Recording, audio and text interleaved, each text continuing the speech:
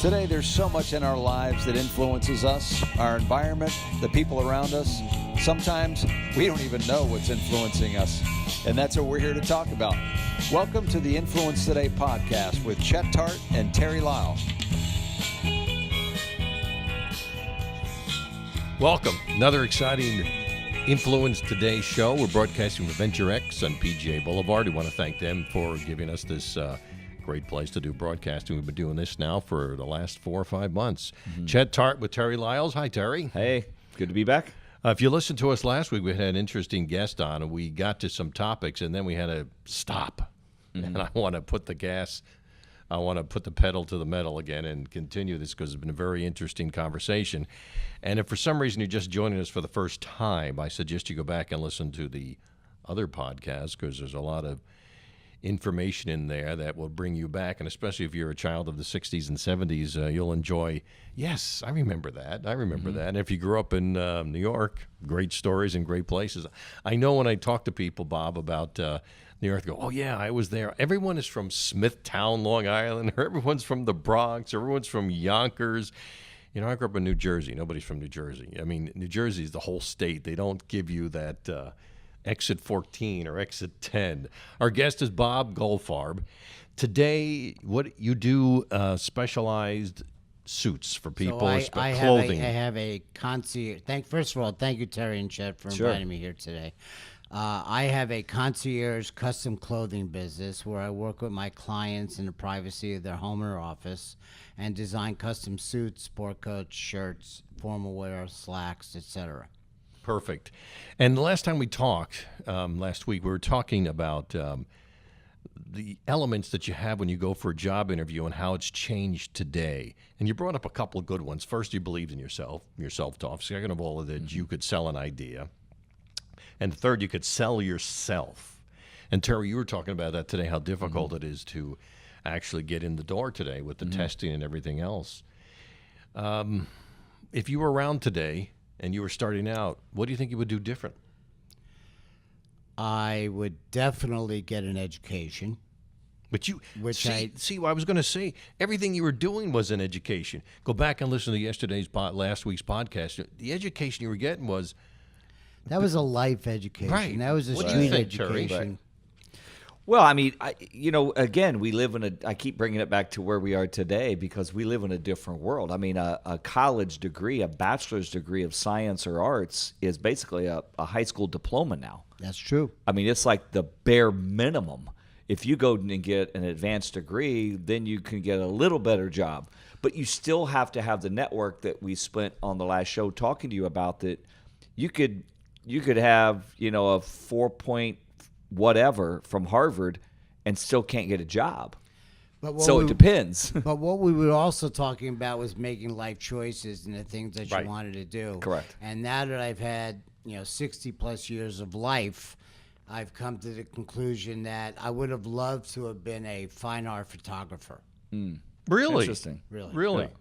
And so what would have education done for you then? Because I would have gotten a degree in fine art photography. Okay. And, and back then, of course, it was darkroom and how to use the darkroom and stuff like that, and how to get really good effect on your images. But I would love to do that now. I mean, when I have my free time is spent in the glades. It's spent in areas that my wife and I visit, that we can take pictures. We get up at sunrise. We take pictures at sunrise. We get out going. I mean, those are the things that if I was able to do that as a profession, as a lot of people do, the travel piece plus the photography piece is just so enthralling to me. I mean, I would just kill for that. And that's the difference between hobby and vocation, and there's nothing wrong with that either. Some people are fortunate enough to be able to live their... Well, Mark Twain said, he goes, if you can turn your vocation to a vacation, he said, you find life. Exactly. Some people are able to do that, and you've done it multiple times. That's just one you haven't done yet. I've transitioned many times. So, but each transition was an interesting experience. Each transition was totally different than the previous one. Okay, so now you're a headhunter.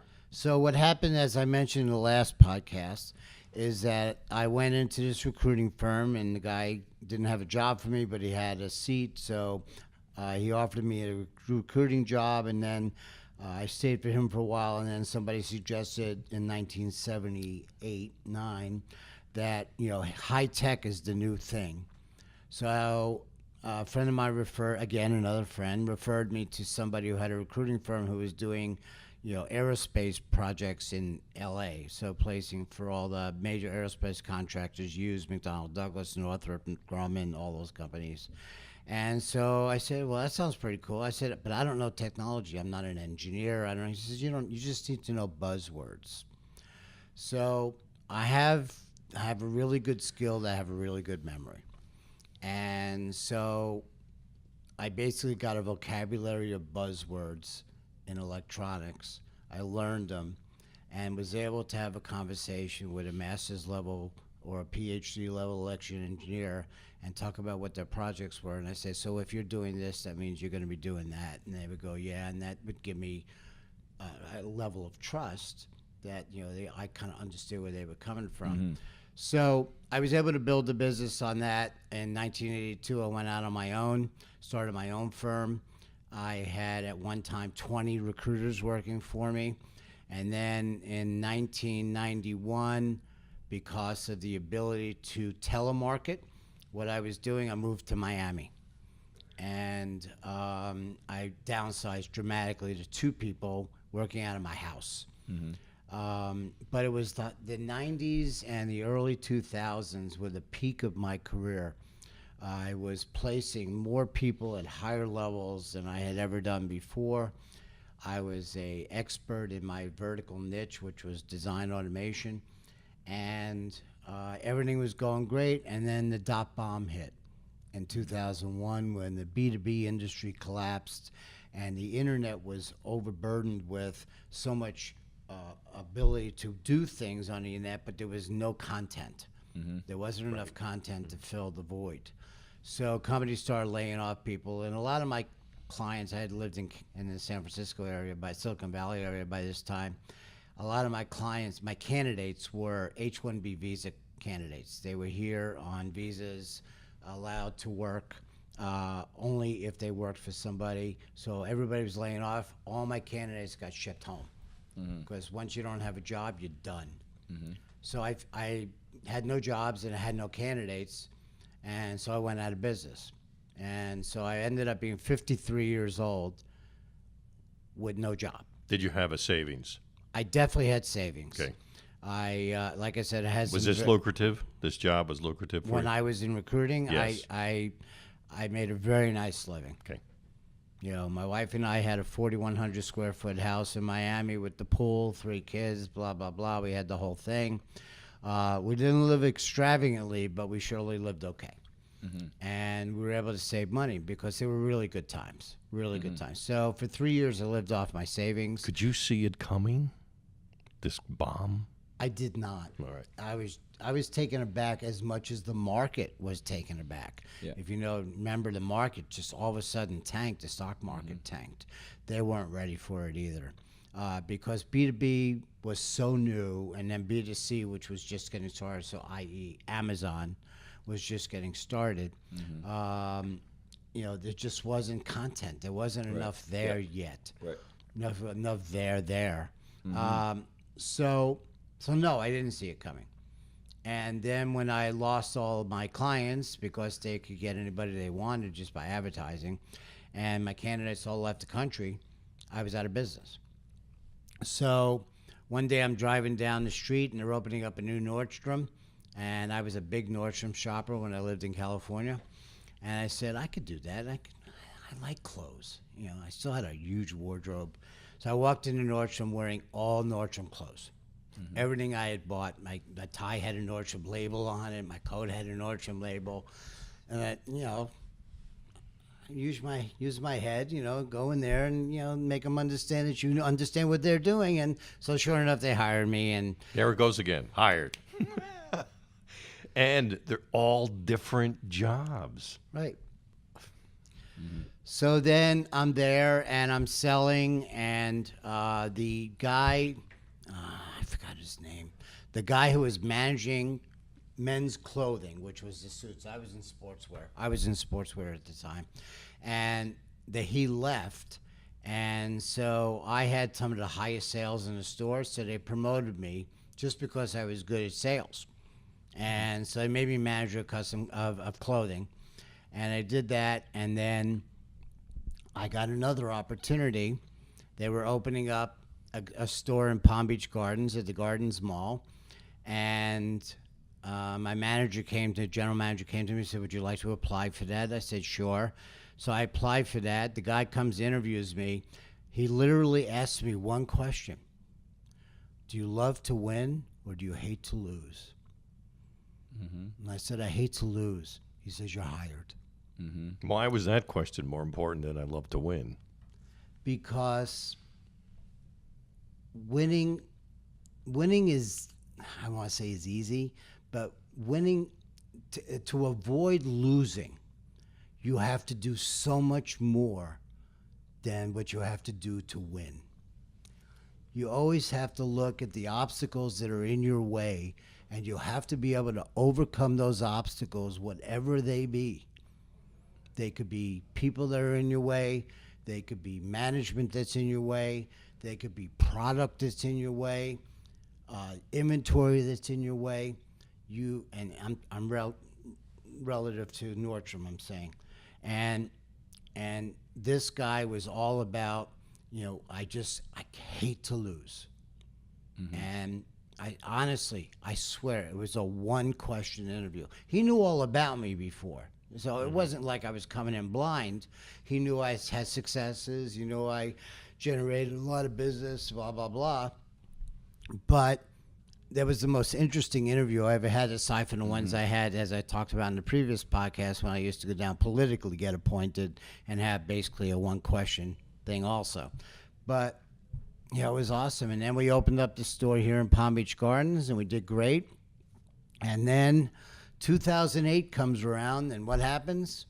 Real estate collapse, recession, and our income at Nordstrom was based on, as a manager, was based on a minimal salary, selling, have to sell, and then override on the people that work for you.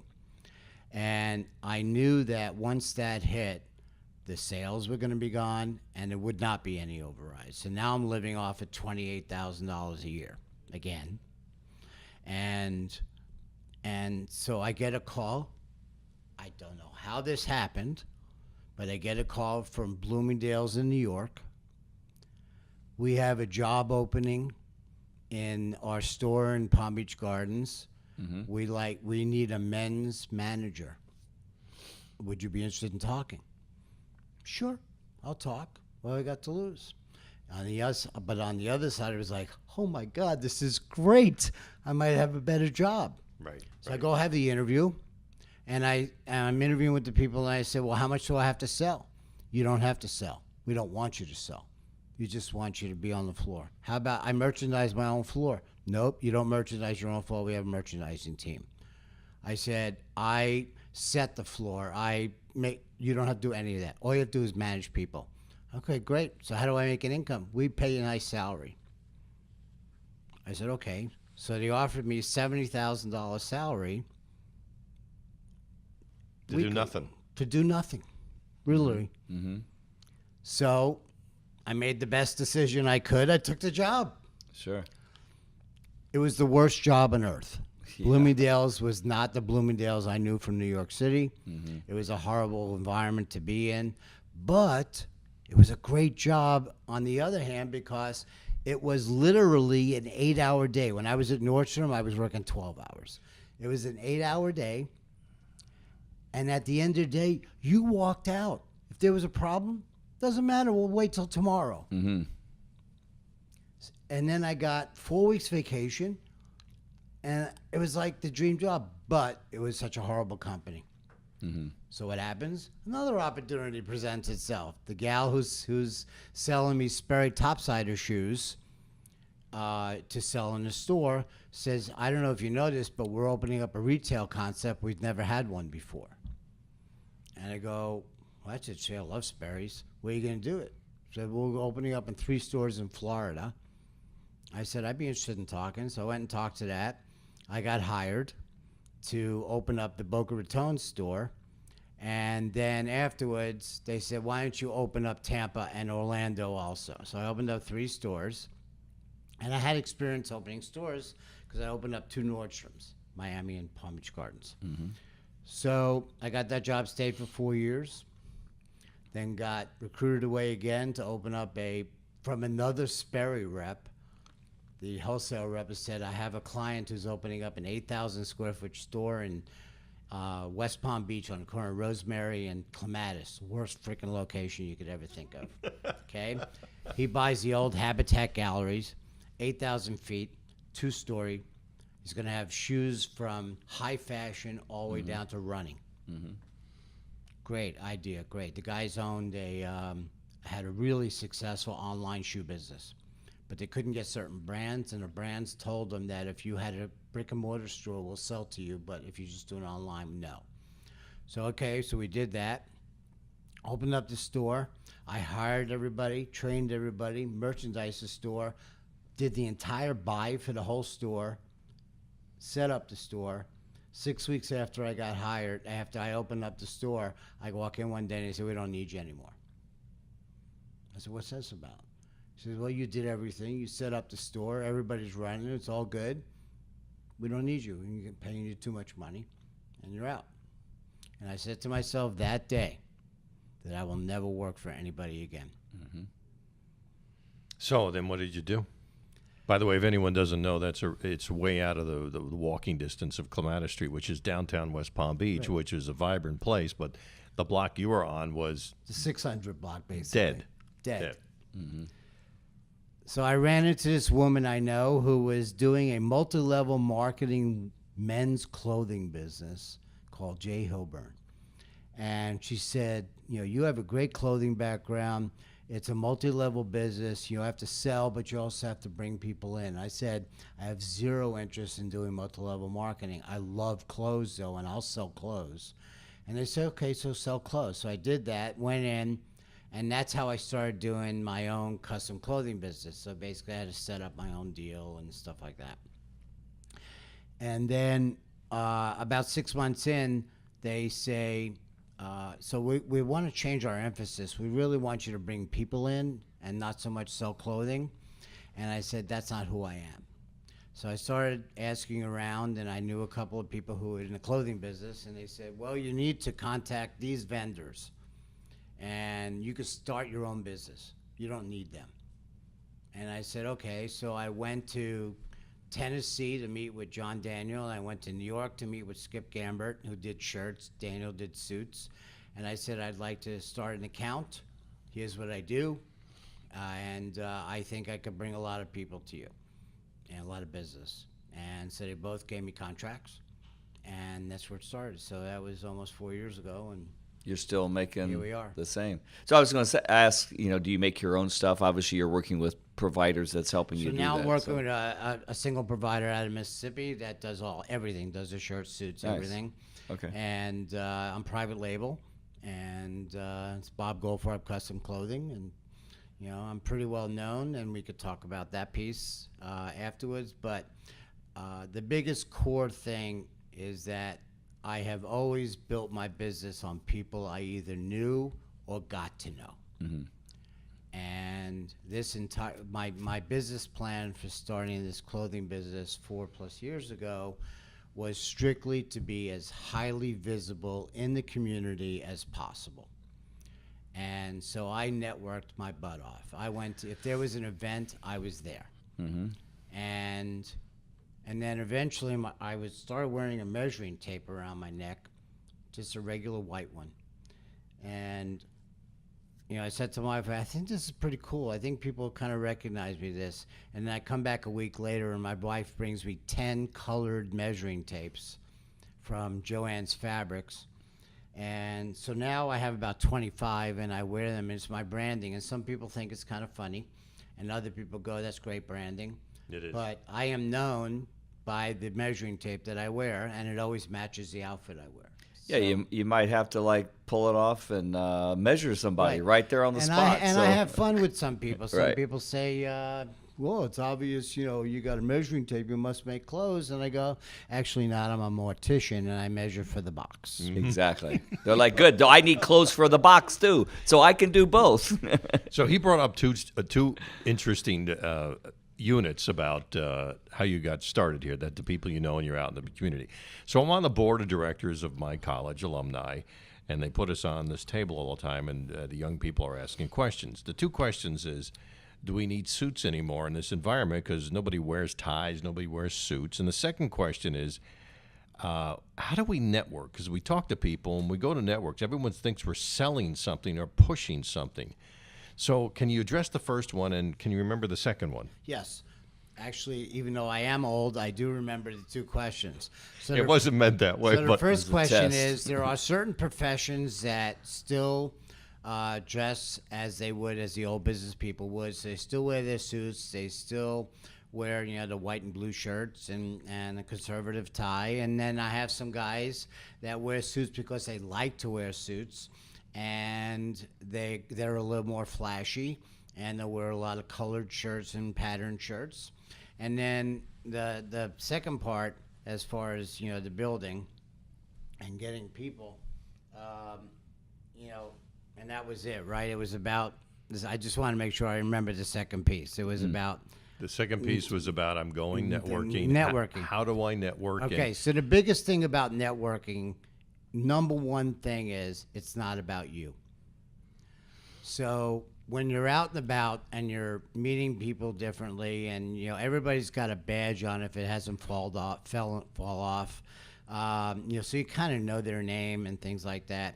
But the biggest thing about going to a networking event is make the concentration about that person, because truthfully, a lot of people like to talk about themselves, and if you give them the opportunity to Truthfully, do that, they do. if you give them, you do. If you give them the opportunity to do that, they feel all of a sudden get this certain level of comfort with you because you're a listener. And a lot of people don't listen to them. So tell me about who you work, and tell me, who's a good connection for you. And if I can, at that moment, I will walk that person across the room and introduce them to somebody that they need to meet. So networking is about connecting, but not connecting for yourself. It's about connecting people, because if you do good, it's like Bob Berg says, if you givers gain, if you Pay it forward. pay it forward. Yeah. If you care about the other person more than anybody else does, because in most networking things, it's like, hi, my name is Bob. Here's my card. Give me a call sometime. What do you know about that person? Nothing. Right. Zero. Yep. So I take the time. My goal when I go to a networking event, and I do a lot of them, is maximum I will meet 5 people. There's a lot of people in a room I may know, and I'll say, hey, good seeing you. But You don't need to hang with them. I don't You need to already know hang them. with them. I Yeah. know them, but it's important that I have a touch, what I call touches. Right. Sure. That, I saw Bob. Little seed gets planted in the back. Maybe next time, I need a shirt, or I need a suit, or whatever it is. Can you do casual stuff? Like I do casual For stuff. instance, I don't need a suit. My suits don't fit. I'm trying to figure out when I could wear them. I can't, but I love shirts. Right. I do shirts of all types, anywhere from a typical Ralph Lauren button-down collar. And you can help what colors go with what. Absolutely. I'm terrified of putting stripes on and boxes, Right. because I go, I don't know what matches. And I'm Well, look, for example, so I did a stripe, and I did light blue buttons Right. on this, and I did brown buttonholes, and I did functional buttonholes on this, and a brown monogram. So when I worked in New York, I had a brown suit. They throw it away. We only have gray and dark blue and gray, because I was told to throw it away, because I worked in a company that had a so-called dress code. So I was afraid of brown forever. So I'm a little bit of a rebel, because most people don't wear brown. And I said to myself, I'm going to make myself a couple of brown suits, and I'm going to show that you can wear a brown suit effectively, and it'll look really good. And so I do get a lot of compliments on them. So getting back to the networking piece, it's important to be as visible as possible if you're building a business, as I was, or if you're in an existing business that's been around for a while, but you kind of got stale. Right. So you need to go out and generate some new interest from some new people. And depending upon what you do is depending upon how valuable a networking event is going to be. Not every networking event is going to work for you. I certainly tried a whole number that didn't work for me, but I had to try them. I had to go out. And, one of the biggest things, and this is a side note, when I started this thing 4+ years ago, I was very fortunate that my wife was fully behind me in going out and starting from something from scratch at 63 years old and building a business from nothing and telling her I am not going to make any money year one and maybe not year two, but I totally believe in myself and I think I can make something happen here. And she said, go. Just do what you need to do. Most people aren't that lucky. Yeah, that's true. Lucky. No, and that's part of the influence. I mean, if you have a good spouse, Yes. there's a proverb that says, if you find a good wife, you found a good thing, because it can support your life. Right. And it goes both ways, male and female. But, that's just an old proverb. It's not good for any of us to be alone, and connecting with other people. That first connection is a spouse or a significant other, somebody that you can lean on, rely on, and bounce things off of. And it's very important. So I want to wrap this up with something that you don't know and our listeners don't know.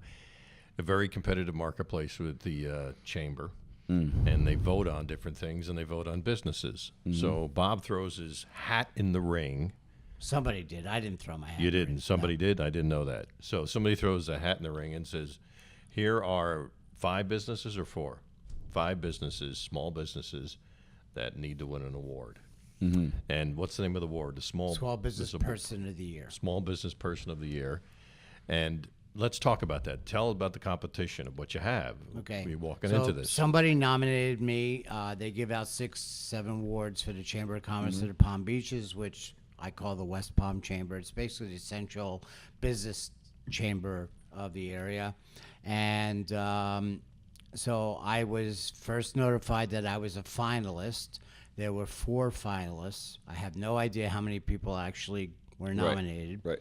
I was running, if you want to call it running, against Rick Esnani, who is a very high-level political Heard his name, consultant yeah. locally who's worked on many major campaigns in and around Palm Beach County, West Palm Beach Gardens, etc. Melissa Nash, who is wonderful. She's great. She has a debt collection business and does really well. And a young man who actually I'm very, very impressed with and will be a big supporter of his, named Stephen Vonk, who started a business when he was in high school called Jupiter to Bounce. And it's basically, he goes around renting bounce houses and stuff for parties and kids like that. And he's actually made a very successful business at it, but I'm really impressed by the kid. I mean, I just think he's a really, really good guy. And so Esnani is really, really well known in the area, and so is Melissa. I've been in business 4 years, So I figured, all right, this is great. I got nominated. I actually got nominated 2 years ago also, and didn't win. And I said, well, this is pretty cool. And so we went to the event, and all of a sudden they call my name. And I'm the Small Business Person of the Year. And it's like freaky. That's cool. I'm shocked. I'm overwhelmed. I'm obviously pleased. But here's the story. Everyone in the audience is wearing your clothes. Everybody in the audience. Well, that's why. Because they're like, well, you got to, I mean, come on. We're all in his clothes. Actually, I was just at an event just before I got here for the Forum Club, and someone came up to me and actually said to me, when you gave your acceptance speech, you should have said, everybody who's wearing my clothes, please stand up. Oh. Yeah. That's great. And I don't have that much of an ego, but that would have been cool. But there were many, many guys that I saw that morning that were clients of mine and specifically wore their clothes that day, including the chairman, CEO of the chamber, and the guy who actually gave me the award. Nice. So Who gave you the award? Mark Eholo from Blue Ocean Capital. Nice. This has been a great 2 podcast series, and if you think about where we started the conversation about how we were excited about getting a car and parking it 5 blocks away, and from political to OTB to cooking pizza, and we missed the whole thing about you being a cook in the reserves. Look, I was cooking in the Army for 6 years. And then you win this award after everything that you walked into. Congratulations. This has been awesome. Good an story. uplifting story, and it's great. And I think maybe our next podcast we talk about, Terry, let's talk about the mindset and what he went through, and also how we can help people get to that level of reinventing yourself, and also about having a positive mindset and be confident. That'd be great. Yeah, sure. So if they want to get in touch with you, Bob, after all this, we haven't told them how to do that. How would they get in touch with you? You can email me at bob@bgcustomclothing.com or call me. I'm open to that. 305-491-0083. The biggest message I want to leave you with is don't ever give up. There's always an opportunity. You just have to keep your eyes open, keep moving forward, put the blinders on. There's always something out there for you. I don't care what age you are. Give it a shot. Yeah, Go out there and that's get good. it. Bob, you've been great and encouraging, and I appreciate everything. And I got to tell you, I learned a lot about you, and it's a whole different picture. Yeah, it's great. Thank you for being here, Bob. Appreciate Pleasure. it. It's awesome. Thank you. Thank you, guys. This has been Appreciate it. Influence Today with Chet Tart, Terry Lyles, and our guests have been Bob Goldfarb. And we've been broadcasting live from Venture X. Now, remember, if you like the shows and you like the podcast, please hit Like and share. like and share Yeah. over and over and over again. Oh, yeah. So, Terry, if they want to get in touch with you, you are a doctor in the house. Yeah. Yeah, I got a book that's up that we're going to have released here soon. So it's terrylyles.com, TerryLyles.com. And in the future podcast, we're going to discuss some of the chapters again and talk about how it affects our lives. Yes. Okay? Thank you. We'll catch you next week on Influence Today.